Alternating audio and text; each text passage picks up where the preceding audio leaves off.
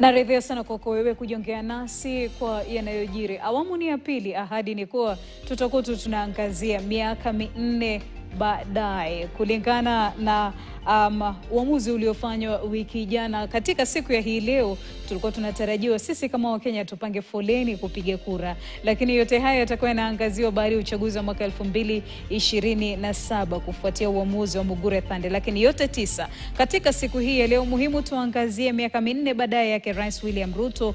Je, ameafiki matakwa ya Wakenya? Ameafiki ahadi alizoweka na kusonga mbele? Wewe kama Mkenya unapaswa kujua lipi hasa taifa linapoingia rasmi katika msafara wa kuelekea debeni ifikiapo mwaka ujao mwezi Agosti tarehe 10, ili uweze kuamua kiongozi atakaye kuendesha na kuangazia maslahi yako. Lakini kumbuka, siwezi angazia haya peke yangu. Studioni nipo nao viongozi wangu wa siku na wageni ambao tayari washafika. Upande wangu wa kushoto nipo naye Anthony Ngeru ambaye ni mtaalam wa siasa. Shukran sana Ngeru kwa kuungana nasi asubuhi ya leo. Ngeru atakuwa anatusaidia tu kutuangazia na kutupigia darubini yale ambayo tunahitaji kujua katika darubini la siasa za chaguzi za mwaka ujao. Na pia tunaungana naye Joan Kanini Wainaina ambaye ni mwanasiasa. Joan, hujambo? Asante kwa kunialika leo. Hujambo? Asante. Kwa sekunde moja, manake wewe ni mtoto wa kike ambaye anajihusisha katika siasa. Darubini la uhusishwaji wa watoto wa kike siasani, ahadi katika katiba ya Kenya ile ya 2/3 ilikuwa inaahidi kuwa kutakuwa na uwakilishwaji thabiti. Je, ni kitu ambacho umekiona katika miaka 4 yake Rais William Ruto? Uwakilishwaji wenu umekuwa unavyopaswa? Asante kwa kunialika tena. In fact, hiyo 2/3 rule haijakuwa. Yeye mwenyewe ilikuwa kwa manifesto yake. Alikuwa amesema 2/3 ataiangazia. Tuliona tu kulikuwa na nominations ambazo alifanya za wanawake. But ukiangalia hata kwa makampuni, parastatals, hatujaona wanawake wengi ambao wamepewa kazi. Hata kwa nominations za appointments za ambassadors, bado tunaona wanawake. Sisi ndio tunawafanya wawe rais wanawake ambao tuko wengi sana. In fact, kule kwa ground wanasema wanawake wakikupenda wewe umeshapata kiti. Lakini hatuoni hawa wanawake kwa vyeo ambavyo vinafaa. Sisi tumekuwa watu wa kusukuma wengine wakapate viti. Kwa hii miaka 4 hatujaona wanawake ambao hatujaona representation yetu. Safari bado ni ndefu. Shukran sana John. Tutakuwa tunarejea kwako tupate kujua labda kipi tofauti mnachofanya, mnachoshinikiza labda kuwe na taswira tofauti katika siku zijazo. Lakini Ngeru, wacha tuangazie miaka 4 yake Rais William Ruto. Ulisikiza hotuba yake hapo jana. Aliwasilisha na akasema uchumi haupo alipoupata, ameupeleka mbele. Barabara nazo zimeonekana. Labda la mno zaidi alilolitaja, alitaja kuwa hajapata kuona baadhi ya wandani wake wanaomzungumza, baadhi ya viongozi serikalini wakimtetea tu kwa vyombo vya habari, ambapo ni kweli baadhi ya viongozi serikalini wengi hutawapata katika vyombo vya habari kueleza yale maendeleo yake Rais William Ruto. Lakini kwa mtazamo wako kama mtaalam wa siasa, aliyotaja jana ambaye ameshinda kiataja, utayapimisha wapi kwenye mizani? Mimi kwanza asante sana kwa kutualika hapa leo kujadili haya maswala. Na kwa maoni yangu, Rais William Ruto alikuwa na ushawishi mkubwa sana 2022 wakati alichukua usukani wa huu nchi. Na alikuwa na ushawishi mkubwa sana sababu kwa mara ya kwanza kwa muda mrefu sana hapa Kenya, Wakenya walikuwa wanajadiliana mambo ya issues. Ukiangalia zile political formations zimekuwa hapo awali, walikuwaga sana na slogans. Ukiangalia wakati wa Jubilee, hatuwezi hata kumbuka manifesto yake, lakini mpaka saa hizi tunakumbuka 2022 tulikuwa tunaongelea bottom up economic transformation agenda. Na William Ruto alipatiana promises mingi, alituahidi mambo mengi ambayo atafanya. Na ile manifesto yake ilikuwa I think hiyo ilikuwa one of the best manifestos yenye tumeona kwa muda mrefu sana. Lakini ukiangalia implementation vile imefanywa kidogo imekuwa underwhelming kidogo. Asilimia ngapi? 11% according to Mzalendo. Ukiangalia saizi 11% ya promises zake ndo zimetimizwa. Tumeona changamoto mingi kwa implementation yake, na promises zingine pia zikakuwa ni kama sio vile vilikuwa, lakini zikabadilishwa in terms of implementation. Tumeona changamoto mingi, especially sababu tulikuwa pia UDA na tuliinteract na hiyo manifesto vizuri sana. Ukiangalia pale implementation ya SHA kulikuwa na pesa mingi sana ilitengwa. Over 100 billion ilitumika kuleta hii system mpya. Lakini watafiti wanasema kama wangeinvest around 900 million kuimprove NHIF ingekuwa much better.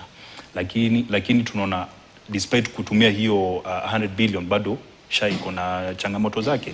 Ukiangalia pale agriculture tunaona bado bei ya unga inaenda ikipanda. Na kulikuwaga na ile mambo ya subsidized fertilizer ambayo serikali ilileta. Lakini Wakenya wajui sana hii fertilizer tulikuwa tunapatiwa kutoka Russia kama donation, lakini tunauziwa hata subsidized rate. Ukiangalia ile pande ya MSMEs, ukiangalia kwa ukina kulikuwa na hii mambo ya Hustler Fund. Na pia kuna hii ingine ya Nyota. Kile ambacho Wakenya wajui, hii Nyota Fund si ya serikali bali ni grant kutoka World Bank. Na ukiangalia ile ahadi ambayo ilipatianwa na Hustler Fund ilikuwa imepatianwa ahadi ni kama itakuwa grant, but ikatana kukuwa ni kama loan ya kulipia. Ukiangalia digital super highway, anaweza patia serikali props kidogo, sababu vijana wengi wamejitosa uwanjani na take advantage of that. Lakini pia tumekuwa na ile changamoto ya e-Citizen mpaka saizi iko na changamoto, haijulikani hiyo pesa inasaidia wananchi kiwango gani. Na hivi majuzi World Bank imetoa mapendekezo fulani. World Bank ilitoa ripoti last month ambayo ilikuwa inasema by end of 2026 more than 2.4 million Kenyans wataenda chini ya poverty level, which is a bit worrying kidogo. Na wanasema hizi fundamentals zinaletwa sababu ya the cost of living vile inazidi ukosefu wa ajira na mambo mengine. Ukosefu wa ajira, na pia hii vita yenye inaendelea kati ya Amerika na Iran, na pia hiyo ina affect pia wale wenzetu wa Kenya wenye wako kwa Gulf states huko Bahrain, Oman, Kuwait ambao wanaleta remittances hapa Kenya. Na hiyo situation ikiendelea hivyo, economy ya Kenya ita lose close to $40 million. Ukitranslate into Kenya shillings, that's around 5.1 billion Kenya shillings. So yes, kuna ahadi mengi ambayo serikali iliahidi wa Kenya. Utekelezaji ndio tatizo. Utekelezaji ndio imekuwa shida. Shikililia hapo. Kumalizia tu, naweza sema tu Wakenya hawana shida na William Ruto as a person. Wakenya wako na shida na zile ahadi ambazo aliwaahidi, lakini hajaweza kutimiza vile inafaa. Ndio. Asante sana Ngeru. Linaitwa kapu la ahadi. Joan, naja kwako na kuona wewe ni kijana na mtoto wa kike na unajiwasilisha tu katika uga wa siasa. Katika kapu la ahadi zake Rais William Ruto, kama kijana katika nafasi hiyo, je, ni kipi ambacho unapokaa chini unasema angalau limefanyika au angalau kijana amekwamuliwa? Lipo? Lipo. In fact, mimi nilikuwa wakati kama sasa kike kwanza. Kulikuwa wakati alikuwa anafanya campaign, alituita pale Nyayo Stadium na akatuambia wakati ataingia kuwa rais, mama yeyote anajifungua. Mimi nilikuwa mama yote atajifungua mtoto, atatupatia diaper 6 months for free. Akasema pia ambapo huo ulikuwa mwaka gani? Maana unajua kuna ahadi ya hivi karibuni tena ametoa sawia kama hiyo. Huo ulikuwa mwaka gani? Wakati ilikuwa 2022, mwaka wa a few weeks to the elections actually. alafu akatuambia kijana, the teenagers watapewa zile pads for free. They will be subsidized the cost of the taxes, na tunaona kwa sasa hakuna kitu kama hicho. Wamama bado pads hata zimekuwa ghali, watoto wetu kule shuleni. Mimi nikienda ground napata watoto, unaona bado mama anashindwa atanunua unga ama atanunua pedi. Because sasa hii pedi imekuwa very expensive sasa hivi. It's almost 100 shillings like the unga. Number 2, unaona bado the new bill or the new finance bill ya last year waliongezea taxes kwa pads na kwa diaper. Sasa hiyo ni one of the key things that affect a woman or even the small family ambaye hajatekeleza. Alisema maneno ya creative economy. Kuna kitu wanasema sana mambo ya creative economy. Yes, walileta Meta. And Meta ilikuwa inafaa kuja ilipe vijana wetu. Yes, they did come, but how much and how many Kenyans or how many youth are earning from Meta? You know, ukileta kitu, just because we have 18 million Gen Zs in this country, what fraction of the 18 million wanapata ile pesa ya Meta? You know, hata mimi mahali niko kwa digital economy na fanya kazi na MSMEs kama vile amesema. Na kwetu we support MSMEs ndio waweze kuongeza visibility zao na online sales. Na wengi wao wamekuwa ni vijana. And tukiwafunza pale, we may not have the capacity like the government. Kwa sababu serikali inafaa kwa this MSME anahitaji website, it comes at a cost, anahitaji so many things to make the business work. Kusema ndio, unasema unafanya tuko creative economy, but umeenda kwa nitty-gritties ya kuhakikisha hiyo creative economy is not benefiting two people. It's benefiting all the 16 million or all the 18 million. 50, unajua hii nchi tuko na 50,000 graduates every year that get into the job market. And we keep telling the youth, tuna kazi zenu. Yet every year we have 50,000. You can see now what they have done to the help. And probably, unaweza angazia uone, inaweza kuwa wamefanya education ikawa very expensive kwa campus. Because now they do not know what to do with the 50,000 that are coming into the job market every year. Badala ya kukuja na manufacturing, I like when he came in, kulikuwa na kitu ilikuwa inaitwa KAIPS. County Aggregation Industrial Parks. They were supposed to be 47. If those things are functional today, laiti angefanya, hizi pesa aliweka kwa affordable housing, angezipeleka kwa industrialization. Zile KAIPS zingekuwa zinafanya kazi. Wale vijana 50,000 wangekuwa wamewekwa kazi kwa zile KAIPS. Kwa kweli, zile promises amefanya, like just he has said, ametekeleza 0.1%. Lakini zimekuwa nyingi kushinda utekelezwaji. Asante sana. Mtazamaji, hivi sasa tunajiongea naye Daktari Ngigi, ni wakili na pia kiongozi wa vijana. Hujambo, natumai buheri wa afya. Jina la kwanza limenilemea lakini utatusaidia. Hamna shaka, asante sana, ni buheri wa afya. Natumai uko mzima pia. Tunapumua, tunashukuru. Asante. Tunaangazia tu miaka 4 baadaye, tunaridhia kwa kidogo kuchelewa, wanasema ni kufika, lakini tunaridhia umefika hatimaye. Kweli. Tunaangazia miaka 4 yake Rais William Ruto. Ngeru ametupatia hoja yake, anasema imekuwa miaka ya kapu la ahadi nyingi. Joa naye kwa upande wake amewasilisha, Rais amekuwa mbioni kumwahidi mtoto wa kijana tu katika jamii, lakini bado anahangaika. Kwako wewe, kijana amekumbukwa au amesahaulika? Na mtazamo wako wa miaka 4 yake Rais William Ruto ni upi? Nashukuru. Jambo la kwanza, ili tuweze kuwaza maneno haya vizuri kutoka mahali mimi ninaketi, kwanza na yatazama kama Mkristo. Kwa nini?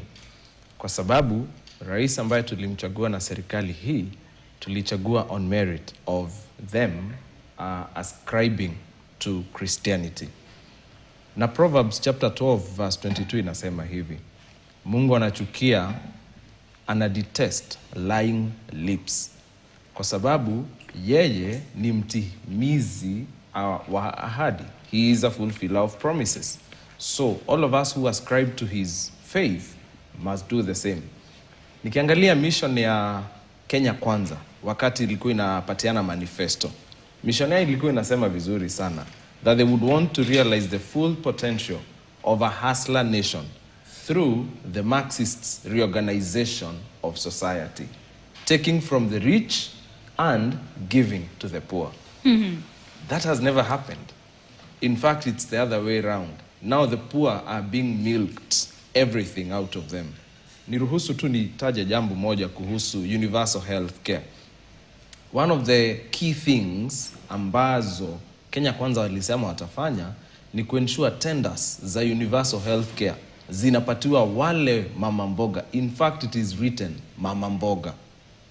To be very honest, I am one of the mama mbogas and I have not seen any tender, even of supplying the list of things. So what am I trying to put across?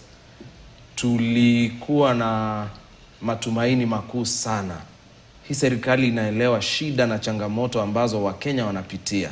Kwa hivyo tulidhani vizuri wataweza kutekeleza na kuleta sasa uhusiano mwema kati ya wananchi na hawa waliochaguliwa. But unfortunately hata 2% sidhani tumeguza. Pengo ni kubwa Sana. Asante sana. Ngero, unaja kwako. Rais ameonekana kuwa mwingi wa ahadi. Ahadi zimekuwa nyingi sana kuliko utekelezaji. Labda ni kipi ambacho kimemuona afikie hapo pale ambapo ndio alivyotaja Ngigi kwa ana matumaini na amemwelewa Mkenya kawaida, lakini ni wapi ambapo amefeli? Ukiangalia utafiti wenye unafanywa huko nje, nitarudilia tena World Bank na ahadi ilipatianwa kubwa sana, especially ikikuja kwa upande wa employment, youth employment, vile mwenzangu Joan amesema, na World Bank inasema more than 800,000 people wanaingia labor market kila mwaka hapa Kenya, lakini only 100,000 wanapata formal employment. Hao wengine 700,000 wanaenda kwa informal sector. Tukisema informal sector ni akina mama mboga, watu wa bodaboda, watu wa mjengo na mambo kama hayo. Hao ni watu ambao hawana hiyo uwezo ya kulipa private insurance na mambo kama hiyo, sababu SHA iko na its own fair share of challenges. Na World Bank imependekeza ili sisi kugrow economy yetu ni vyema kutengeneza hizo opportunities za employment. Tumeona serikali imejaribu kuuza hizi state agencies, lakini bado World Bank inasema hiyo sio suluhisho. Suluhisho ni kuangalia vile our 700,000 people wanaweza create opportunities ili to grow tax base yetu, sababu bado hapo kuna changamoto kubwa sana. Na jambo jingine ambacho pia World Bank imependekeza ni even beyond job creation, tumekuwa na changamoto ya fuel, na tumeona serikali imekuja ika subsidize fuel. Na tukumbuke pale 2022 wakati William Ruto alikuwa anaingia kama president, alipinga sana ile regime yenye ilikuwa sababu ya hii mambo ya fuel subsidies, lakini tunaona anakiuka Kenya. Alituahidi kama wa Kenya, na yeye saizi anafanya hiyo mambo ya fuel subsidies.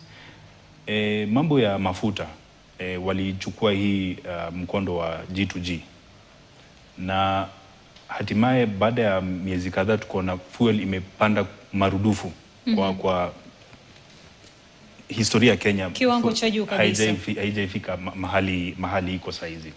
So akona changamoto kubwa sana. However, niliona jana wametengeneza like a joint committee na ODM. Kila UDA wameselect watu 5 na ODM 5 ili wajaribu kutengeneza like a joint manifesto yenye itawa lead up to 2027, lakini hata wakifanya hivyo pia lazima turejelee yale mambo ambayo aliahidi watu na bado hajatekeleza. Asante Ngiru, umetaja ambalo nilikuwa naenda kuangazia. Niruhusu tupate kumsikiza Rais William Ruto na itakuwa vizuri sana tupate kupakua.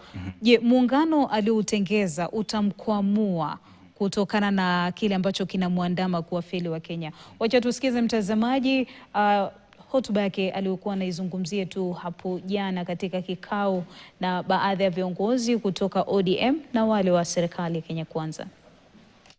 Coalition, kwani itakuwa iko miujiza ingine? Si tutafanya tu coalition vile tulifanya zile zingine na tutaelewana vile tutatembea pamoja Kwa hivyo watu watoe wasiwasi bana, sisi ndio mafundi wa hii maneno.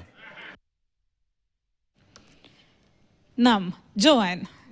Rais anasema wasiwasi upuziliwe mbali, watu watie imani na matumaini. Kwa wewe pale ulipokaa, je, muungano huu na chama hichi cha ODM kitamnasua kutoka mzigo ambao unamwandama, mzigo wa kutia imani kwa Wakenya? Amekuwa ODM na UDA hawajaungana leo ama jana Naivasha. Wamekuwa na broad based for 1 year, mwaka mmoja sasa.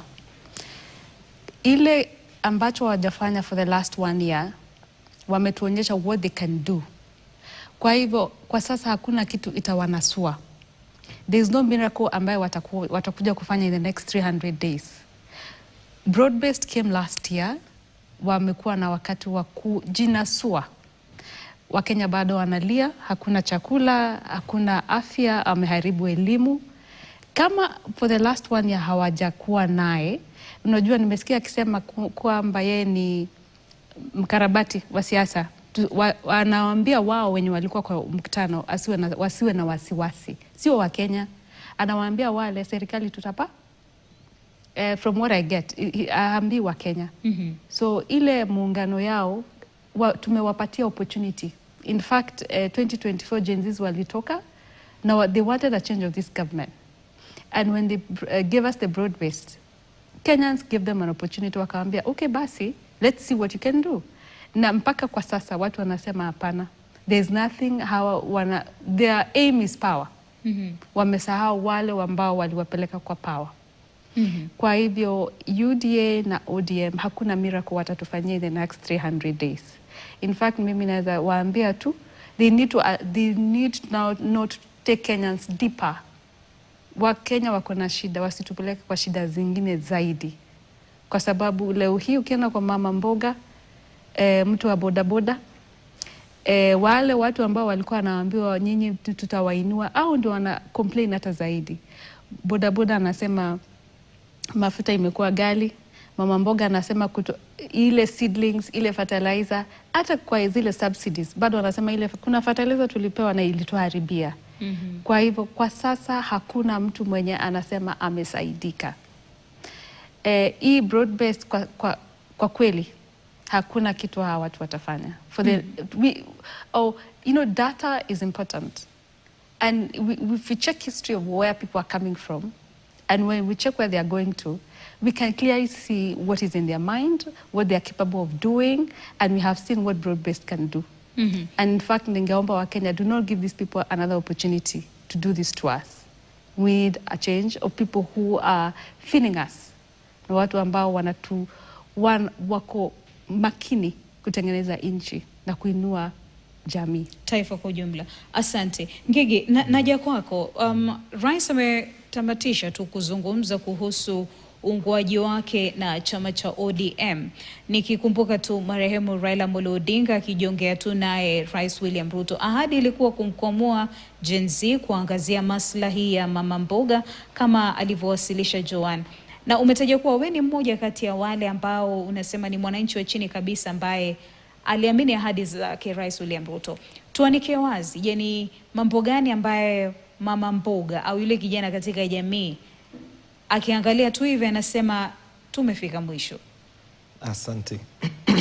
Jambo la kwanza ni swala linaitwa over politicization. I think for the first time in the history of Kenya since multipartyism, tumepata nafasi nzuri sana ya kusoma over politicization ni nini. Wakati CS anasimama kuaddress antagonists, wakati mtu ambaye ameajiriwa na serikali anakuja kwa jukwaa kunena mambo ya vile one term na two term sijui zitapelekana, we have missed it as a nation. Sisi tukiona hivyo tunahuzunika, kwa sababu hawa watu washapata power. Ile Oburu anasema anataka power, they already have the power, so they should now make use of it to make this nation work. Number 2, kulikuwa kumeahidiwa vijana watapatiwa nafasi za kujijenga. That was said and done the moment they said it. And hili ni jambo moja ambalo linakera watu sana wa Kenya, kwa sababu wale watu tunafanya recycling. Angalia tume ambazo zinateuliwa watu waziongoze, ni wale tu wamekuwa kwa hizi serikali. So I think we must all now come to agree that the Animal Farm as a book was done for Kenya as a state. Because all animals are equal, but some are more equal than others. So the more equal animals are in a battle ya kuensure wana protect interests zao. Na ndo maana unasikia kuna ma-coalitions mingi ambazo wanaendelea kufanya. Kwa nini? They have a lot of blackmail that is happening. So that I protect my interests, mwingine a protect zake. So sisi tukiona hivyo tunaona enyewe hapa ndo DJ Afro husema karash, kumeshikana. Ni Daktari Ngigi ni wakili na kiongozi wa vijana. Kikao changu kimejaa vijana, kwa hivyo nikirejea tutakuwa tunaangazia Gen Z walienda wapi wakati ni sasa. Manake siku zote tunasema kama si sasa ni sasa hivi. Basi ndicho ambacho tutakuwa tunarejea nacho mtazamaji tunaporejea. Je, vijana wapo wapi? Wapo wanahisi uongozi wake Rais William Ruto haujawaridhisha. Ni kipi tofauti watakachofanya kuhakikishia taifa linasonga mbele kama inavyohitajika? Mapumziko ni mafupi, wacha tuangazie yaliyopo madukani, lakini tukirejea ni mengi zaidi. Tusiende mbali.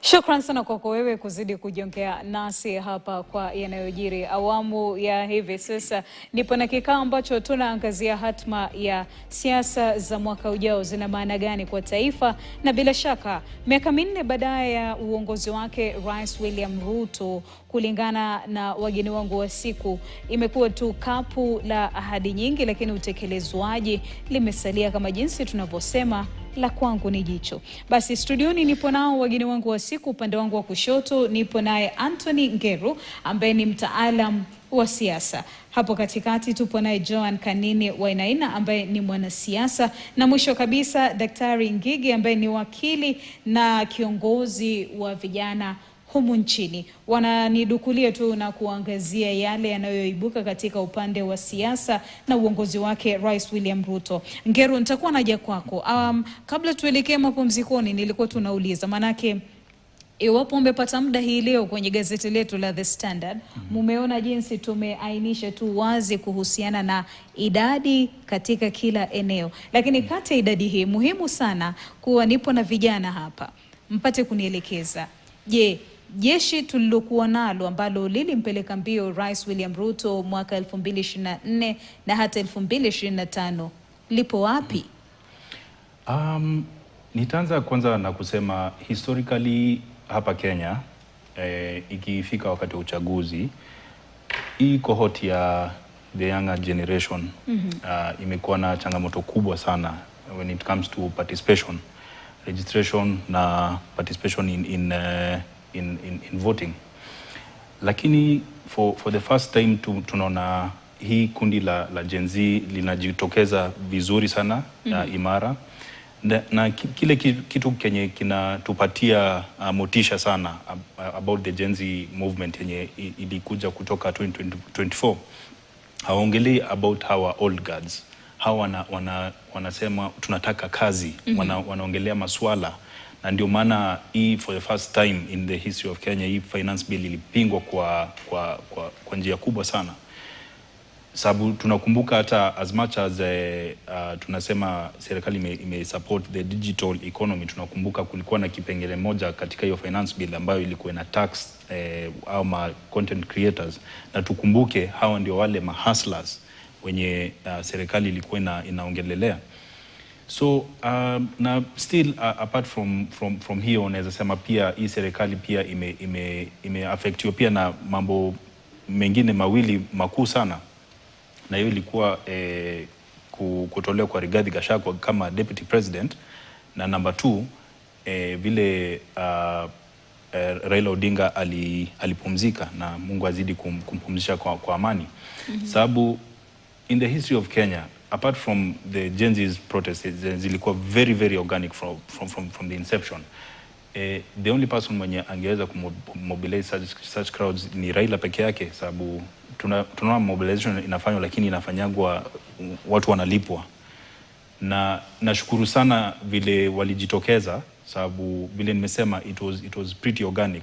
Lakini hata kama tunaongelea juu ya mambo ya kujitokeza, tunataka kuona mabadiliko, tunataka kuona representation, na nashukuru watu kama kina daktari wanajitokeza kujaribu kuongeza au majenzis. Nashukuru pia Joan hapa anajaribu kuleta hiyo mambo ya kuwatetea positioning ya wanawake, na pia kuchangia tu hiyo mada ya 2/3 gender rule. Bado I think tukiangalia hii new dispensation ya 2010 ilikuwa imependekeza especially cabinet appointments wawekwe wale matechnocrat, lakini tunaona hii serikali imekiuka hiyo, lakini ikapatia politicians hizo nafasi, na nadhani hapo ndio changamoto inakuja wakati wa hiyo implementation ya 2/3 gender rule, sababu tunaangalia vitu kwa political angle, lakini sio in the angle ya kutimiza utendakazi au sheria zenye zimewekwa na katiba yetu. So mimi ningependa kuhimiza as much as Gen Zs walijitokeza, nakumbuka walikuwa wanasema tuko kadi. Personally me I'm a millennial. Na walikuwa wanasema tuko kadi, na hiyo ikavuma na ikashika moto sana. Na tumeona pia young Gen Zs wamejitokeza, wanataka kuvai for various positions, na ningependa kuwapatia hiyo motisha, wasijitokeze tu bali pia wajitokeze, pia wapige kura, na pia wajitokeze kuvai for these political seats. Ndio. Asante sana. Joan, ni kipi ambacho kinawafanya vijana wenzako kutojitokeza, kutojihusisha na masuala muhimu ya siasa za mwaka ujao? Labda ni kipi ambacho kinawasukuma nyuma? Manake sauti zao hazisikiki. Hivi sasa tukiangazia mirengo inayosukumiwa, Linda Mwananchi, vijana wachache wanaonekana kubuka sana huko mbele. Tukiona kamati au kikao kilichofanyika mjini Naivasha hapo jana, vijana ni wachache. Labda kipi ambacho kinawasukuma nyuma? Kwa kweli Gen Z wamebadilisha mjadala wa kisiasa Kenya. Na mimi naamini na najua wako tayari pia kubadilisha mrengo wa siasa kwa kura. Vile ningesema, na nitalaumu media pia. Media mnapatia airplay to the old guards. Gen Z wanataka visibility. Wanataka pia nyinyi mkuje, you come out in the open, because mimi niko kwa Linda Mwananchi. Na mimi nimeona kuna so many youth ambao tuko na wao Linda Mwananchi. Kuna MPs, kuna MCAs, and hata kuna governors who are very young. What I would say ni vile hawaonekani mbele, lakini wapo. Kitu ingine ni kusema kumekuwa na watoto wengi wameuawa na hii serikali. And in one or the other they may have created the fear that hatutatokezea. But mimi niko hapa kuwaambia mtokezee, wacha tubadilishe kwa kura pia, sio kwa mtandao. To register kama voters. Najua IBC kuna pesa wametengewa, na wanasema pia they are short of a few billions in coming to registration of new voters. Gen Z, the narrative will continue and they will win at the ballot. You know, we are run by a constitution as a country. Now, we cannot make a lot of noise online if you're not going to go the entire process. So tupige kelele online, lakini we go to the constitutional way ambayo ni kupiga kura. Na mimi nawasihi sana, they need to register as voters. The reason why, I don't know why the old guards are feeling threatened by the new Gen Zs. Na mimi ningetaka kusema Gen Zs are more than 12 million in this country who are eligible voters. Na je, wengi wamejiwasilisha kujisajili kupiga kura mwaka ujao? Ndio hiyo sasa. Kila siku mimi husema wanafaa wajisajili. Ni kipi ambacho kinawavuta nyuma? Manake naona hapo ndilo gumzo linapohitajika kuwa. Huyu Gen Z kwa sasa hivi anaweza register kama voter kwa constitutional kwa IBC constitutional office. Kumbuka huyu Gen Z kama kwangu Githunguri, constitutional office ndio atoke kwao kwa Muthai afike Githunguri, anahitaji nauli. Nakumbuka huyu Gen Z anashindwa ni kura nitaenda ni fare nitalipa ama ni chakula nyumbani. Na huyu Gen Z hana kazi, amesoma hana kazi. Okay? So mimi ningesema it zeroes down to so many things. Tunaona kama huyu Gen Z hajitokezei vile inatakiwa. They are willing, but they have been restrained by so many things. Na ni mambo ambaye serikali hii ingekuwa imewapatia opportunity to grow themselves socially and economically. Basi wangekuwa mbali. Wangekuwa mbali sana. Asante, lakini kidogo hitalifiana nawe kuhusiana na hili. Naamini maeneo ya kujisajili kupiga kura ninapotoka ipo tu kilomita au mita chache tu kutoka mahali mtu alipo. Labda tungependa kujua ni kipi ambacho kinawapatia changamoto hizo. Mwisho kabisa katika constituency, najua kwenu inaweza kuwa mko karibu na constituency, lakini constituency ni kubwa sana. Kuna wale that are traveling kilometers to come to the constituency. So also I know initially, wacha turudi hapo. Initially IBC ilikuwa imejitokeza na ikakaribia wao to the sub locations, initially kwa wards. Pia tungetaka pia the next round of registration, sababu najua IBC watarudi kule kwa IBC tarudi kwa wards. We really need to mobilize, and they need to mobilize themselves. Now pia civic education, Gen Z anafaa ajue, you know, this is the first time ana vote. Anafaa ajue the essence of the vote. We need a lot of civic education. Na mimi pia nitawarushia pia nyinyi media, please do a lot of civic education, because a lot of NGOs that were doing civic education, you know what has happened to them. We need civic education ndio wajue umuhimu wa kupiga kura. Asante sana. Shukran sana Joan. Ngigi, wacha nije kwako kwa haraka. Kuna kitu Joan ameibua, swala la kuna hofu miongoni mwa vijana. Na labda lile ambalo linaibuka ni serikali ya Rais William Ruto imepambwa sana au kuwekwa doa na dosari kuhusiana na masala ya ufisadi, utekaji nyara, na walengwa zaidi ni vijana. Sijui swala hili kwako linakugusia wapi? Vijana wengi wameanikwa kuuawa, kutojulikana wasipo, kudhulumiwa kwa sababu tu ya kuwasilisha hoja ambazo zinalenga serikali. Kwako wewe utataja lipi? Uniruhusu ni jibu hilo na kuguza swala ambalo aliibua. Jambo la kwanza, Gen Z hawajarudi nyuma. I have a very different opinion. There are phases of revolution. Na hizi phases za revolution, kila phase kuna ile reaction ama vile inahandliwa. Wakati ulituona kwa streets, that was the Modorian reaction, because we were tired of so many issues that were happening in a very wrong way. So what happens in any form of governance, kama kuna watu ambao wanaibua mambo ama wanaleta maneno ambayo yanapinga uendelezaji mbaya, basi lazima kufanyike hivyo. Allow me to say this. Kenya is not the first place mahali watu wameuawa kwa sababu ya siasa. Niruhusu tu kama mhubiri ni kurudisha kwenye Biblia. Wakati wa Herode, alikuwa mfalme mkuu sana. Kasikia kuna kakijana, katoto kamezaliwa. Hakakuzaliwa kwa palace, kamezaliwa mahali kwa zizi la ng'ombe.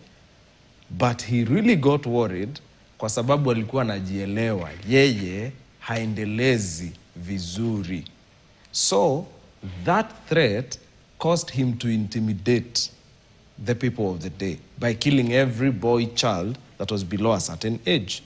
So this is not a new thing. However, Gen Z tuko rada sana, kwa sababu hii revolution inakaa hii ya Wanaisraeli kutoka pale Misri, vile walipoanza na maplagues. Sasa maplagues zetu si ni hizo, wanlege nini, maneno kama yale. Lakini kuna mahali tunafika sasa, vile Mark chapter 1 verse 10 inasema, the time is now.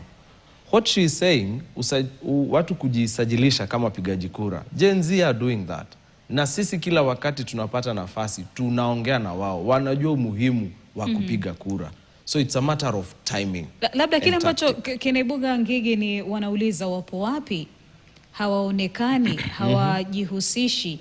Ila Joanna amenijuza ni mmoja kati ya vijana walio katika muungano tu wa Linda Mwananchi. Wengine wapo wapi? Hatuwaoni wakiwa katika nafasi za mbele za mikutano au vikao muhimu. Kuna kitu tunafanya kinaitwa hibernation. There is a very good bird called the eagle. Na Biblia inasema sana kuhusu this bird. Eagle ikifikisha 40 years inaenda mahali, inajirusha juu, inajipigisha chini kwa mawe so that the beak will fall off. Pia inajitoa ile manyoya zote, kisha inajikwaruzisha kucha kwa mawe zing'oke, inaingia kwa cave for hibernation. Inaenda kupata a new strategy so that it will have the power to rise above every other bird. Na ikitokea kila mtu anasema, oh my, tuko na a new eagle in town.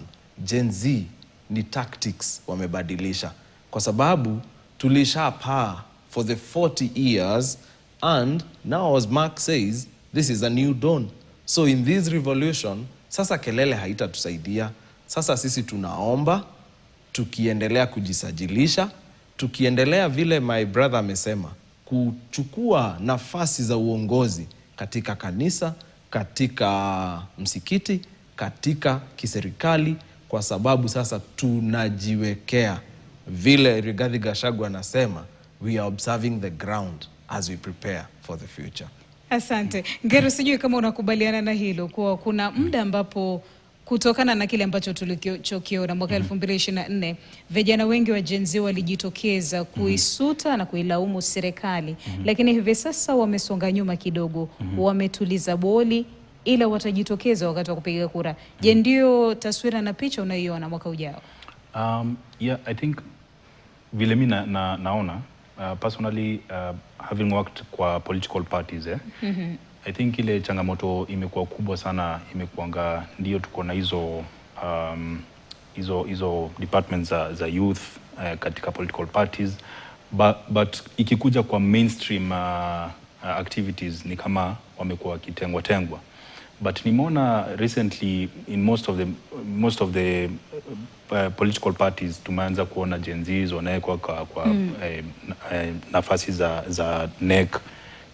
Tumeona youth representation inaenda ikipanda, na pia as much as tunasema Gen Z I'm not of the idea that ati Gen Z wanafaa kuunda chama yao kivyao, hapana.